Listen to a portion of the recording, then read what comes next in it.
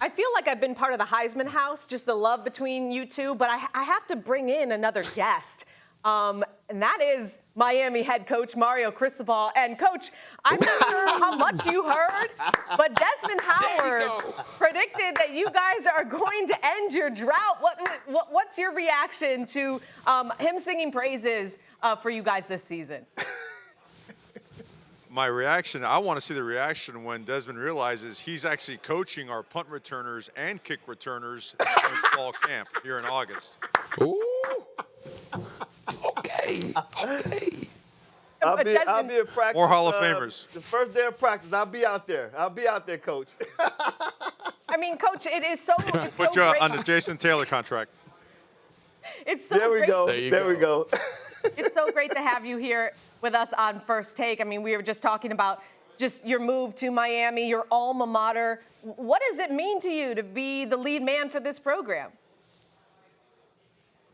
Well, Miami is it's everything to me. Being a Miami Hurricane, it's been in my blood forever since I was a kid. I used to do everything possible to bust my butt to get to the Orange Bowl to watch them play. I used to come over to practice when I was in high school and watch Michael Irvin and Benny Blades and Jerome Brown and Winston Moss and some of those just absolute super studs go at it. Alonzo Highsmith, who's with us now. So to have the opportunity to play there and it being such a game-changing experience for me in my life, to be able to have this opportunity to come back home, it's the ultimate of ultimate. So fired up as it could possibly be.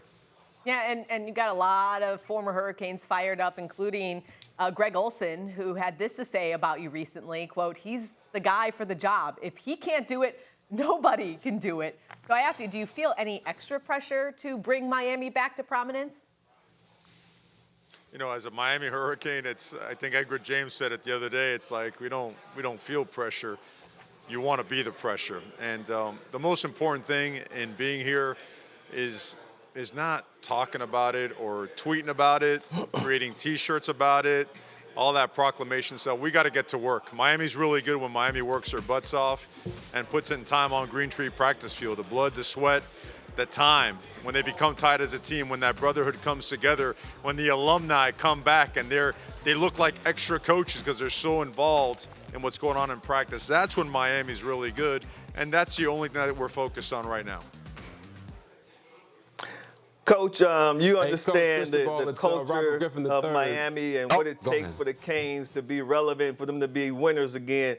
When you took the job and you started to observe what was going on in Coral Gables, what did you think was the missing element to the Canes returning back to prominence? Now, I was told last night by my son and my wife that you've gotten rid of the turnover chain. What moves do you think you had to make to get the Canes back to prominence? Well, I think first and foremost, we have to establish a standard, right? And how you do anything is how you do everything, whether it be your lifts, your training sessions, 7-on-7, going to class, community service. We have to reestablish our DNA where everything is done at a championship level. And that's easy to talk about and hard to do. The physicality in practice has to be a different level. It has been. The way we train, the way we've added sports science, the way that we eat, the way we conduct our daily lives and processes, so we have to be held to a very high standard. We can't compromise anything, right? We have to make sure that most of our work is done between the ears to establish the mindset of being a Miami Hurricane. And credit to the players. Desmond, what we've thrown at these guys, it is as hard as humanly imaginable. It's very demanding, and they have attacked it, and they've approached it with a great mentality and a great attitude. We've made progress, and we still have a long ways to go. Well, Coach Cristobal, you've done a great job. If I was a recruit at home right now, I would want to go to the U after listening to you talk. And I was one of those kids who grew up idolizing the U and the attitude era and everything that was about that. But I'm going to keep it a little bit more light. You know, when we talked when you were at Oregon, you talked about how your mom sends you that coffee from the motherland. Do you feel good that it's going to be a little bit easier to get that coffee now that you're back down there in Miami? Well, the first thing is when I hear that you wanted to play for Miami, I know a lot of people. I can have a new ID and social security number for you within the next 2 hours. We can restart your career at Miami. Come back and play college football. I know some people. But Did Mario just go Breaking Bad on that? The coffee is unmatched. I like making the coffee myself. In fact, when you guys come to visit, I'm gonna personally make sure I prepare that coffee for you a certain way. You're gonna be bouncing off the walls for a week and a half, but you'll be thankful later.